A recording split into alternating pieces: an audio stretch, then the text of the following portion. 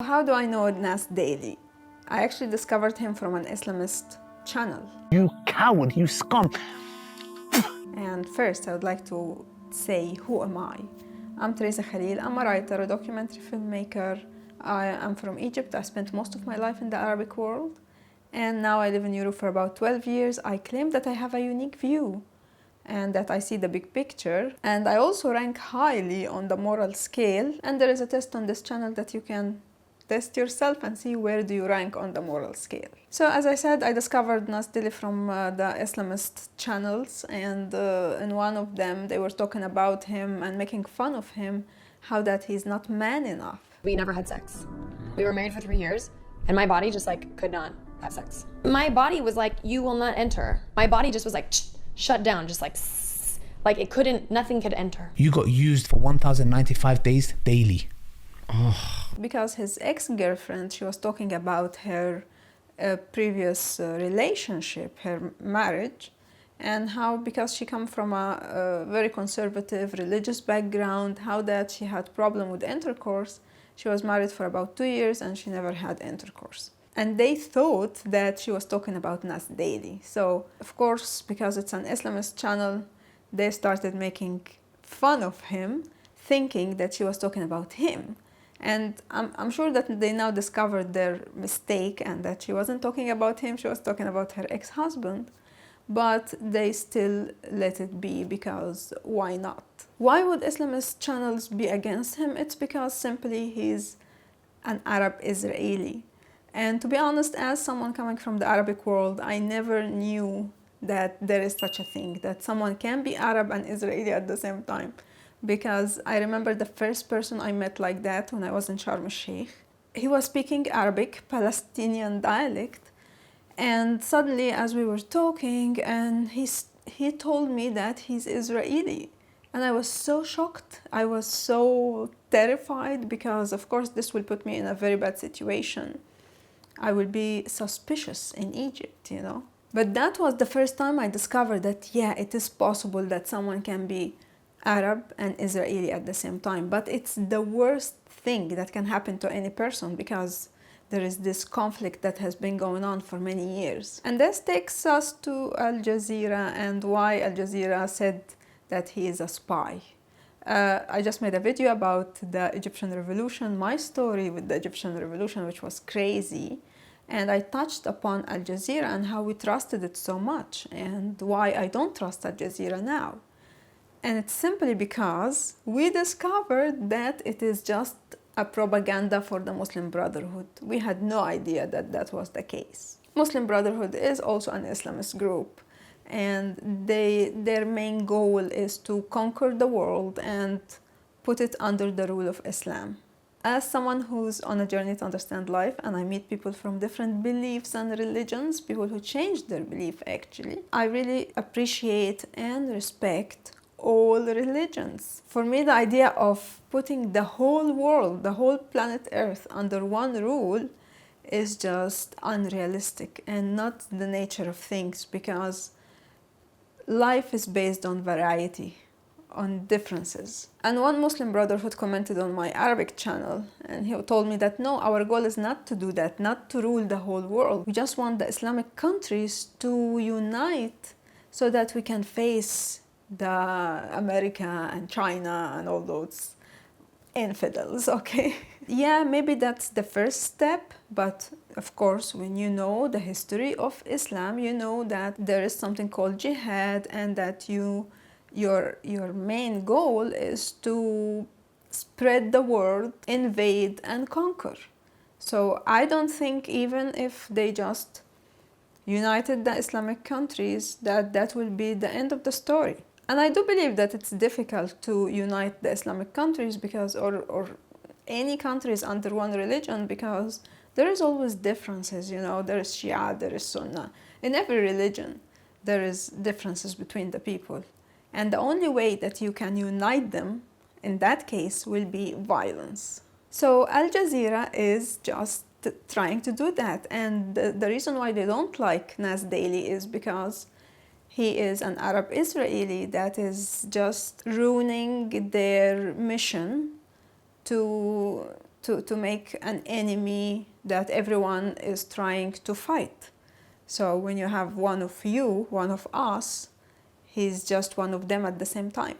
So for majority of people, they like things to be simple and clear, and that's why I made a video about the simple-minded people, because those are the majority of humans. For them, life is yes, no, black, white, with us or against us, pro or anti.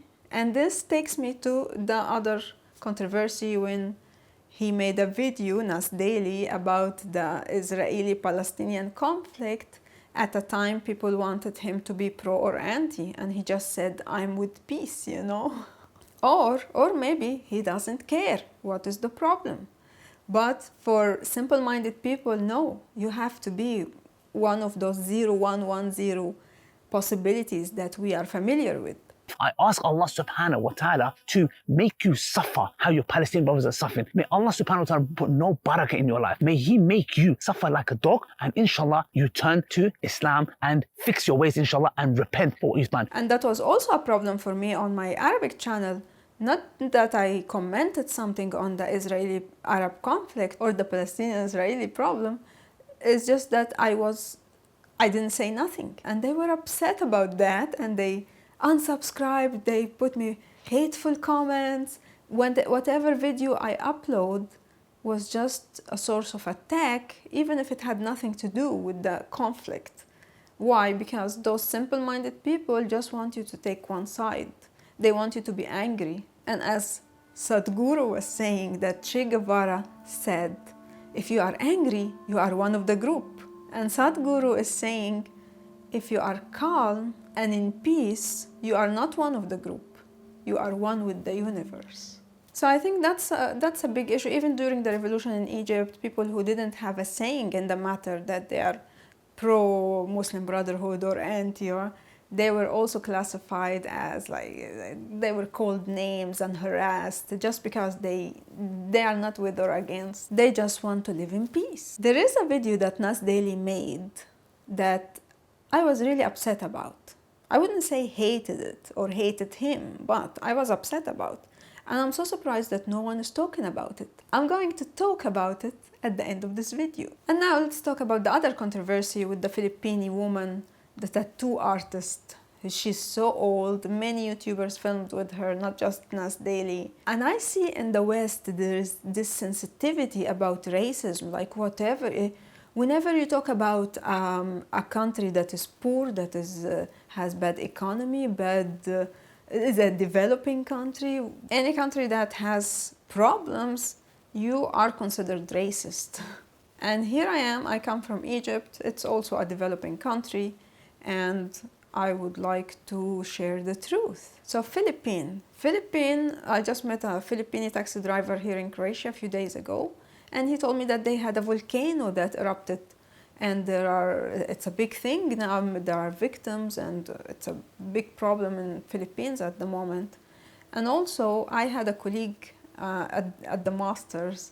He was a Filipino, and he was traumatized from the tsunami. So Philippines is this location or piece of land that is like the nature had no mercy on it. And they're struggling economically. They also have violence, gangs, and things like that. So it is a country where people are struggling.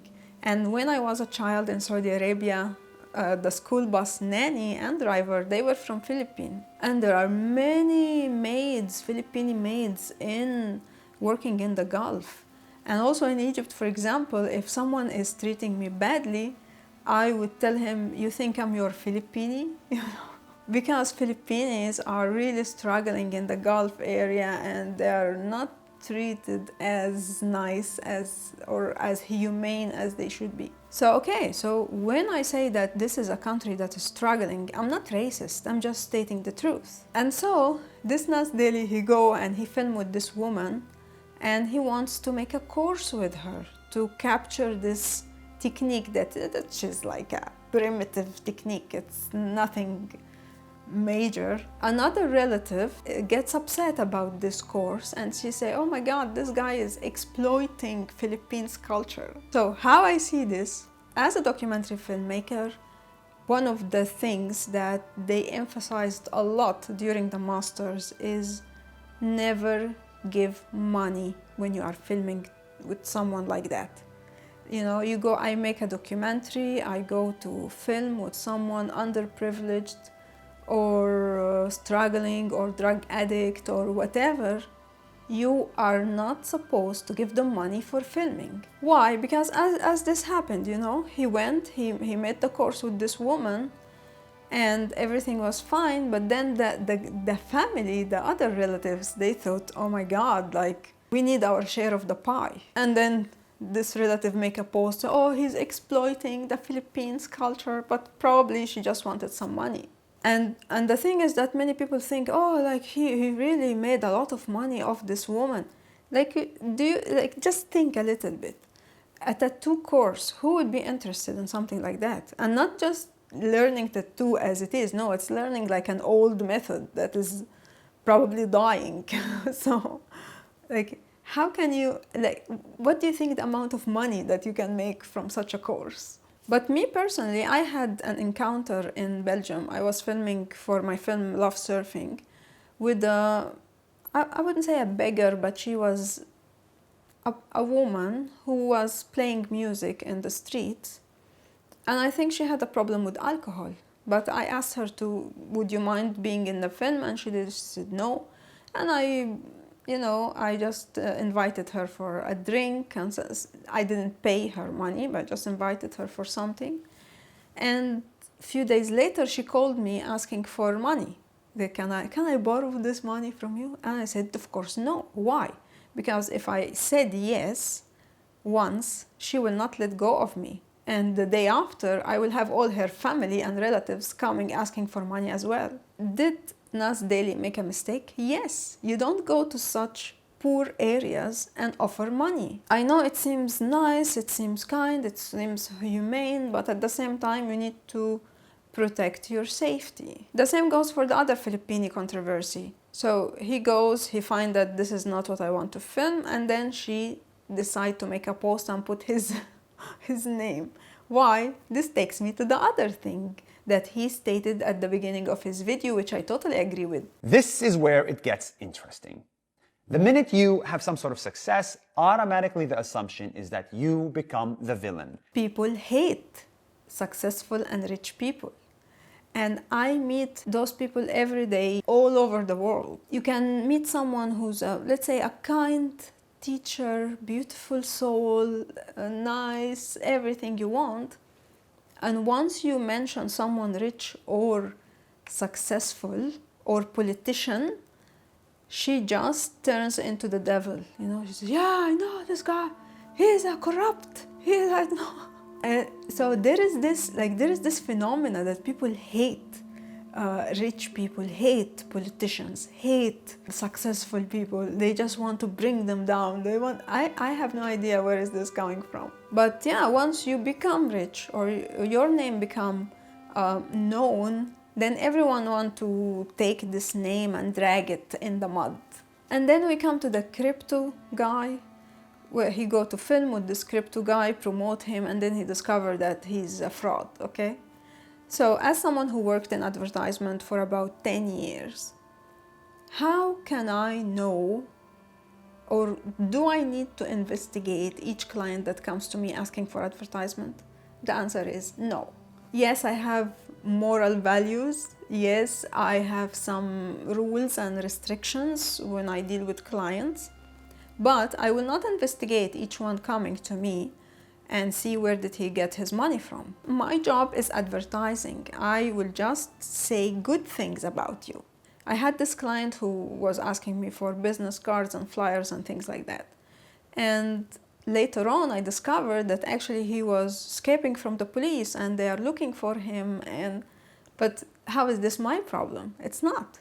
I'm just someone, he came to me, he asked for flyers and business cards, he paid, I got the money, and that's it. I also had someone who had a restaurant and he wanted me to make for him also flyers and put an advertisement for his restaurant because he's starting. So do I need to go and eat it at his restaurant? And actually I did. and I found that the food was very good, but then he declined. Is this my fault? No. Do I need to predict the future? No.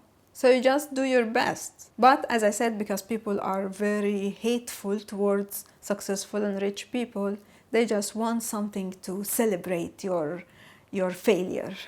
Okay, now to the video that really upsetted me that Nas Daily made. So I watched the video for him. He was talking with someone or some scientists who are making fake chicken meat. Not just any chicken. It's chicken made in a lab, where they take a cell from one healthy chicken. They feed it soy and corn, put it in a special tank, and after 2 weeks, they get this.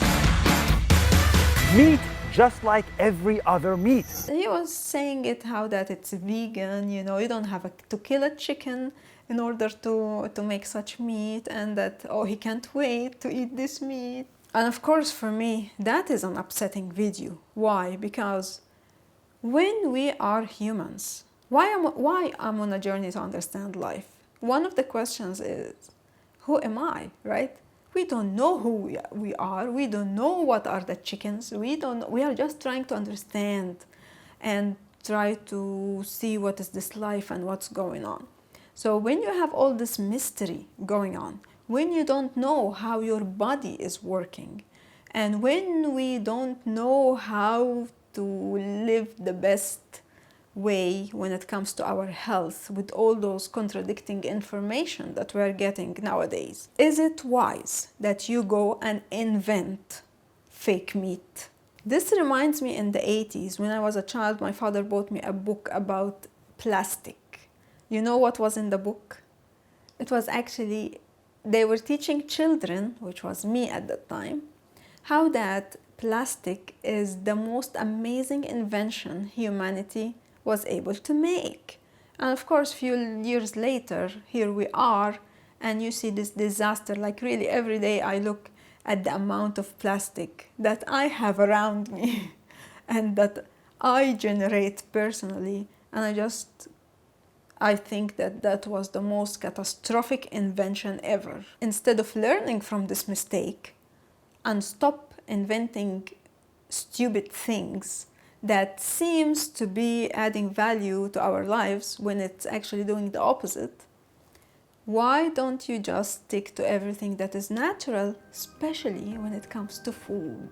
So yeah, is Nas Daily wrong or right?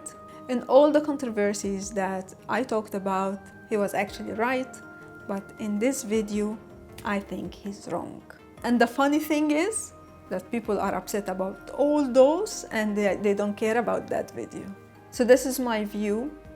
At the end of this video, if you want to support my channel and my creations, I have a journal I just made for a more healthy, calm, conscious and creative life. It's available on Amazon. If you need to talk, if you have something on your mind that is bothering you, something that is burdening you, and you want someone to listen to you without judgment, then you can check my listening sessions. I will leave links down in the description box. And finally, you can follow my journey to understand life, where I meet people who changed their beliefs, on this channel, on the podcast, and also on Spotify and Apple Podcast, trying to answer the mysterious questions of life and piecing together the mosaic big picture of beliefs and religions.